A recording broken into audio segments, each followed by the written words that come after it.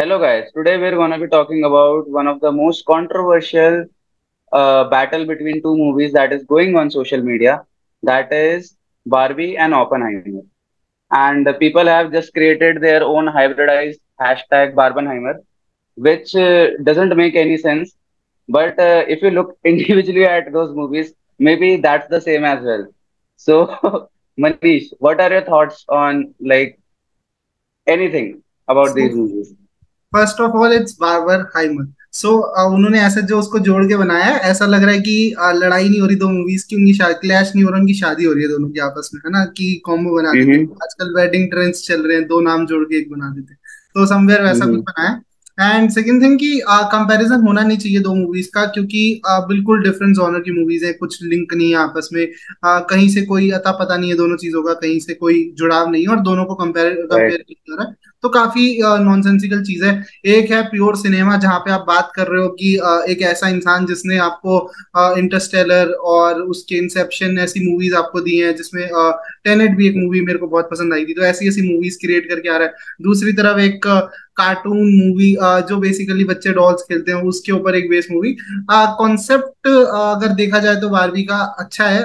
Like उसमें जो concept है वो ये दिखाया है कि कैसे एक रियल वर्ड और एक इमेजिनरी वर्ड क्रिएट करने की कोशिश करी Right. है। डॉल्स का जो वर्ड है उसको क्रिएट करने की कोशिश Right. की, जो कि देखने में अच्छा लगता है कि हाँ, अगर उनकी दुनिया है और उसमें कुछ प्रॉब्लम्स हो रही हैं, तो उसको सॉर्ट करने के क्या तरीके होंगे, कैसे वो सॉर्ट करते हैं, कैसे वो इस लाइफ में अगर कोई इमेजिनरी लाइफ जो हम सोच रहे हैं एक डॉल की है, वो यहाँ पे Mm-hmm. इस दुनिया में आ जाए तो उसको क्या क्या फेस करने पड़ेंगे चैलेंजेस, जो देखने में Mm-hmm. काफी अच्छा लगता है, कॉन्सेप्ट वाइज यूनिक लगता है।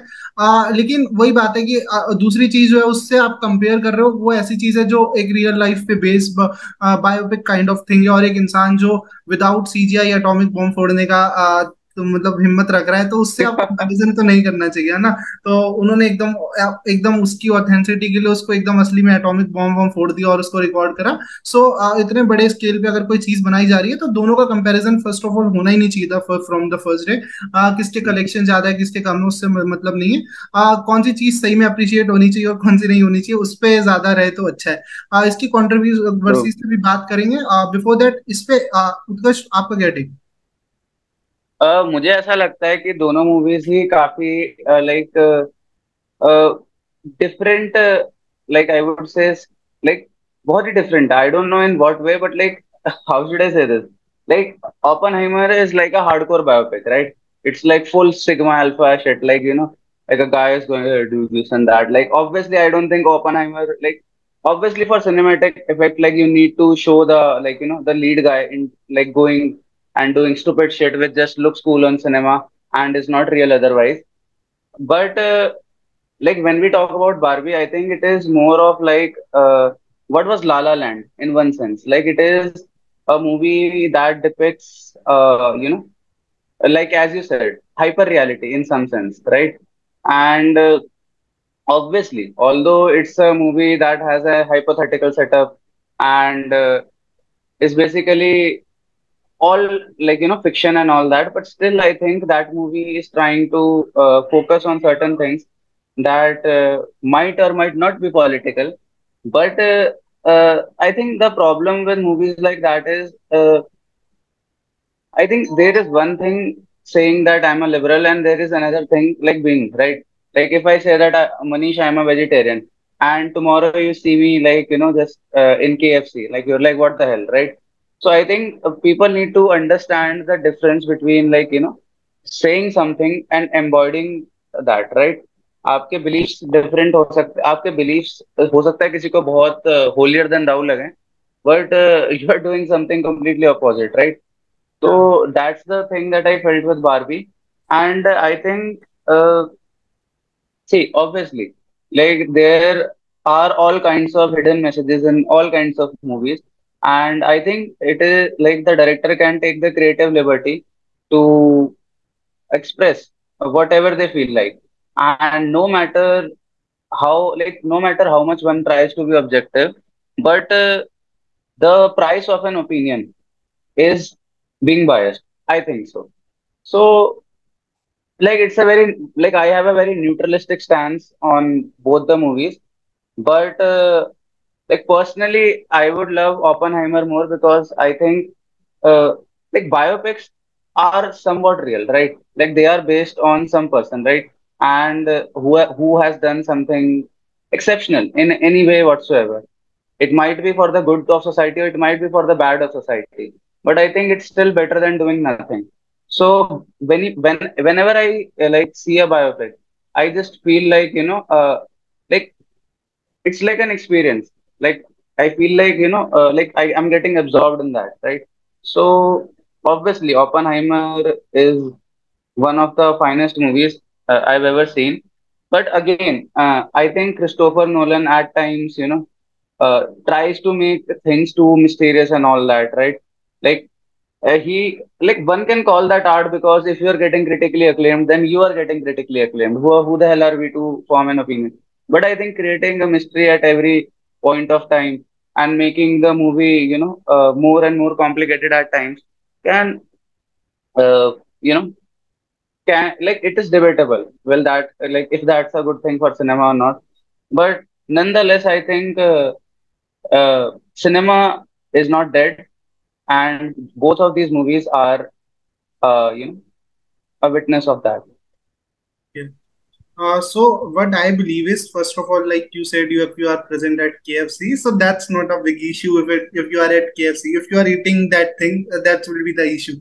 And when we come to movies, like if we talk about these two movies, so first of all, what I believe, fantasy movie का अपना एक बहुत बड़ा ऑडियंस है which is a real thing कि Mm, बहुत सारी ऑडियंस है देयर इज एवेंजर्स और स्पाइडरमैन और सुपरमैन और वट एवर जितना भी वो सारा सिनेमा है उसकी अपनी एक बहुत बड़ी ऑडियंस है and when we talk about Barbie तो उधर भी बहुत सारी ऑडियंस जो बचपन में खेलती हुई आ रही है उन डॉल्स के साथ वो बहुत कनेक्ट कर पाएंगे उस चीज से उनको अच्छी लगेगी mm, हाँ वो बहुत right, प्रॉब्लमेटिक नहीं है लेकिन प्रॉब्लम तब है जब आप उनके बारे में डिबेट करते हैं कि दोनों में से कौन सी ज्यादा अच्छी है which is uncomparable in any ways है ना आप उसको कंपेयर कर नहीं सकते किसी भी तरीके से क्योंकि बहुत ज्यादा ही डिफरेंट चीजें हैं अगर कोई एक था टाइगर और पठान को कंपेयर करेगा तो वो फिर भी एक बार कंपेरिजन हो सकता है कि कौन सी मूवी में ज्यादा स्टोरी है या कौन सी मूवी में एक्शन ज्यादा अच्छा है right, तो right. वो एक कंपैरिजन फिर भी मेडअप हो सकता है इसमें कंपैरिजन करना मेरे हिसाब से काफी गलत है और अगर हम बात कर रहे हैं पॉलिटिकल आइडियोलॉजीज की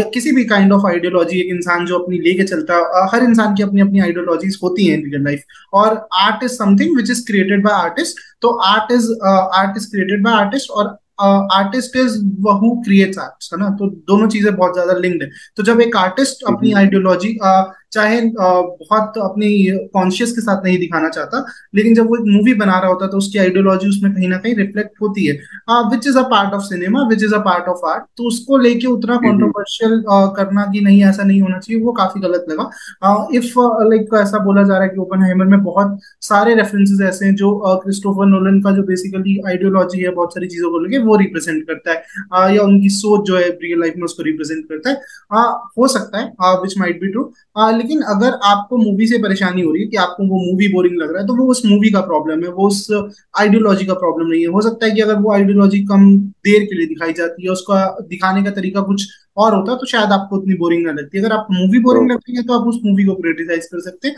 उस पर्सन की आइडियोलॉजी को नहीं क्योंकि उस टाइम पे क्या सिचुएशंस थी उस टाइम पे क्या कंडीशंस है जो वो दिखाने की क्रिएट कर रहे हैं because they created a whole new world जहाँ पे वो दिखा रहे हैं हिटलर के बारे में और बाकी सब चीजें जो उस टाइम पे चल रही हैं कम्युनिज्म चल रहा है सोशलिज्म चल रहा है अलग अलग पॉलिटिकल आइडियोलॉजी समाज में फैल रही है वो सारी चीजें उस पर बात कर रहे हैं तो आपको जब उस चीज के बारे में डिस्कशन करना होता है तो आपको वो चीजें दिखानी पड़ती हैं और आपको फिर उस तरीके से देखनी चाहिए अगर आप उस सिनेमा को अप्रिशिएट कर सकते हैं अगर आपको बोरिंग लग रही है तो बेस्ट ऑप्शन विल बी कि आप उस पोर्शन को क्रिटिसाइज करें ये पोर्शन बुरा है उनकी आइडियोलॉजी को डिस्कस करना इज नॉट अ थिंग क्योंकि वो मेरे हिसाब से राइट पॉइंट नहीं है सेम गोज फॉर बाबी जब ऐसा बोला जा रहा है कि there is lot of feminism into it all the man characters are shown badly in the movie और उसमें एक करेक्टर है कैन नाम है जिसका उसको बहुत ज्यादा मेल डोमिनेंट दिखाया है और उसके अगेंस्ट जब बारबी ऑल द वे जा रही है वो बार बार उसको परेशान करने की कोशिश कर रहा है वो थ्रू आउट द मूवी वो उन दोनों का एक डिस्प्यूट कह सकते हो वो चलता जा रहा है कॉन्टिन्यूसली रिफ्ट चलती जा रही है कॉन्टिन्यूसली तो mm-hmm. वो दो ह्यूमन बींग्स हैं जिनके बीच में लड़ाई है अगर कैन की जगह इसलिए हो सकता है कि वो शायद जेंडर उन्होंने यूज किया तो अगर एक मेल होता बारबी की जगह कोई प्रोटैगनिस्ट अगर मेल होता तो सामने एंटागनिस्ट या फीमेल दिखानी पड़ती बिकॉज वो नेसेसिटी है जब आपको जेंडर की बात करनी है तो आपको इन दोनों जेंडर के बारे में बात करनी ही right, पड़ेगी, right, which is a possible scenario. तो आपको उतना ज्यादा उसको उस तरीके से देखने की जरूरत नहीं है। There might be some point, हो सकता है कि जो क्रिएट कर रहा है उनकी आइडियोलॉजी वैसी हो, they are more inclined toward the their ideology of feminism or something like that। But उसको मूवी के अंदर दिखाना, और उसको अगर आपको मूवी बुरी लग रही है तो मूवी को क्रिटिसाइज करिए, उस आइडियोलॉजी पे बात करने की जरूरत नहीं है, और मूवी को मूवी की तरह देखना बहुत जरूरी है। Because cinema is something which is created to entertain you, जिसका पर्पस है right, एंटरटेन करना, नॉट टू एजुकेट यू, है ना। Sometimes it can educate you as well, but उसका पर्पस नहीं हो सकता वो कभी भी। क्योंकि बहुत सारी hmm, movies जो कल्ट मानी जाती है उनमें कभी भी ऐसा नहीं क्लेम नहीं करती कोई भी मूवी बहुत ज्यादा कि हम आपको एजुकेट कर रहे right, हैं, वो काम नहीं है। हम आपको एंटरटेन कर रहे हैं, उसके बदले आप पैसे दे रहे हैं। पढ़ने के लिए आप स्कूल जाते हैं, जहाँ पे आप पैसे देते हैं, तो आप पढ़ने के लिए स्कूल जाइए, ट्यूशन जाइए, कोचिंग जाइए। काम करना है तो अपने ऑफिस जाइए। लेकिन अगर आपको एंटरटेन होना है तो आपको बिल्कुल एंटरटेन होने के लिए आपको मूवी देखनी है, और आप उसको एंटरटेनमेंट की तरह ही लीजिए। मेरा ये मानना है। see, like, very rightly said. Even I think that, movies are nothing but a reflection of a society. It is like the mirror to the society. And Jordan Peterson also had a very interesting analogy on what you just mentioned. And he said that, like there are two kinds of books that are like really good. One is that which unites people. Like everyone is like, a blind follower. Like, like this is written in this. I believe this. This is so true and all that, right? Those books are terrifying. And the other kind of books that are terrifying are those books, like let's assume like a certain kind of book has been read by 100 people, right? And all of them have like 100 different reactions. Then that book is also lethal because it is kind of bringing out something like it is like you are not reading the book is reading you, right? I think Eligari Dante said this thing, right? So like you need to understand that cinema is also somewhat literature in one sense, right? So when something, and again another quote of Jordan Peterson, in order to say something worthwhile you have to risk being offensive, right? So like this can be said for both the movies, right? Like if someone is creating a body of work that has just gone viral, like all across the planet, then they have tried to make something worthwhile. The intent was not bad, right? And approach is something which is like very subjective, right? Some say that you need to work this many hours. Some say that you need to be creative with what you do. Some say you need to do this, that. So I think it's like finding the solution to a problem that doesn't exist, right? So it's like being in a infinite loop. So obviously, I have immense respect for anyone and everyone who's a part of cinema or entertainment in general and are trying their utmost best to, put out a piece of work that not only entertains but maybe even educates in somewhat uh, degree, right? So that's all from my side. And Manish, would you like to add anything to this? Yeah, that would be my last point for today।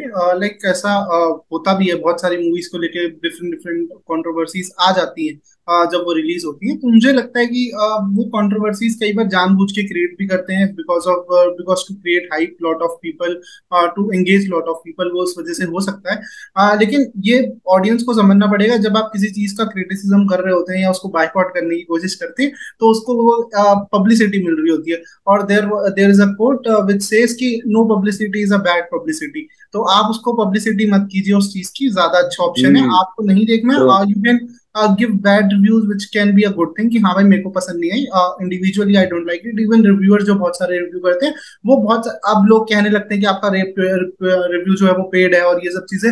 उसका मेरे को reason ये समझ आता है कि ये सबके रिव्यूज अलग अलग होने का, कि सब मूवी को अलग अलग नजरिए से देखते हैं। There are lot of people, जो मैं यूट्यूब पे देखता हूँ बहुत सारे यूट्यूबर्स को, उनका रिव्यू देने का तरीका ऐसा है कि वो हर चीज में कुछ ना कुछ कॉन्स्पिरेसी, कहीं ना कहीं कोई पॉलिटिकल आइडियोलॉजी ढूंढने की कोशिश, कहीं ना कहीं कोई वो नेगेटिव चीजें ढूंढने की कोशिश, जिसको आप जोड़ दीजिए मॉडर्न प्रॉब्लम्स के साथ। तो वो चीजें भी मैंने देखी है। और कुछ लोग हैं जो बिल्कुल मूवी को मूवी की तरह देखते हैं, सिनेमा की तरह देखते हैं। और जो मेरी तरह कुछ लोग हैं जो सिनेमा लवर्स हैं, जो सिनेफाइल्स हैं, वो बिल्कुल अलग तरीके से मूवी को देखते हैं। उनका मूवी को, सिनेमा को देखने का तरीका ये है कि I love cinema first of Right. All, and after that you are watching movie, तो वो आपको उसमें जो कमियां होंगी वो नजर आएंगी।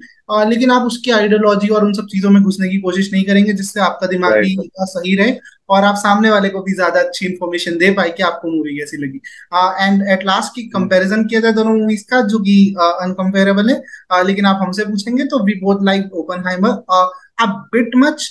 लेकिन दोनों मूवीज हमें अच्छी लगी हैं। दोनों के अंदर बहुत सारे एस्पेक्ट्स ऐसे हैं जो आपको देखने में मजा आएगा, और दोनों एक आपको थर्ड वर्ल्ड के अंदर लेके जाते हैं, विच इज कोई अलग सी दुनिया जहाँ पे आप अब तक नहीं गए हैं, और Right. आपको वो एक्सप्लोर करने का मौका मिलता है। तो आप बिल्कुल Obviously. जाइए देखने, और दोनों को एंजॉय कीजिए, और अपने रिव्यूज को हमारे कमेंट सेक्शन में जरूर बताइए। On that note, we are Flame of Thoughts. This is Utkarsh, this is Manish, and we'll see you in our next video.